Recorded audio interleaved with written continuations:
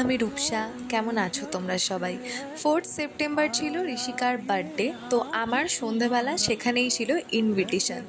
আমি 4 তারিখের ভিডিও 5 তারিখে আপলোড করছি। এই জিনিসটা আমি নিজেও বিশ্বাস করতে পারছি না, কারণ আমি এত তাড়াহুড়ো করে কোনো ভিডিও পোস্ট করি না।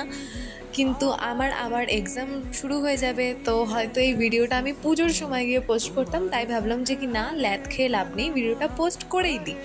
যাই হোক, ঋষিকা কেক টেক কেটে নিল। তার আগে আমরা অনেকক্ষণ বসে সবাই মিলে আড্ডায় আর কি মেরেছি, সেগুলোর আর ভিডিও নেওয়া হয়নি।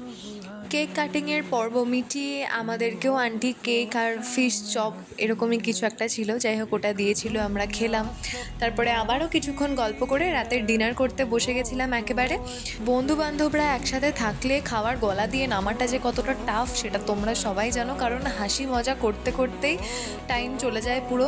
আর তোরসা এখানে ক্যামেরা দেখে লজ্জাবতী লতিকা হয়ে গেছে। আর এই আইসক্রিমটা ক্যামেরা কিনা কি যে বানায়নি তার কোনো ঠিক ঠিকানা নেই।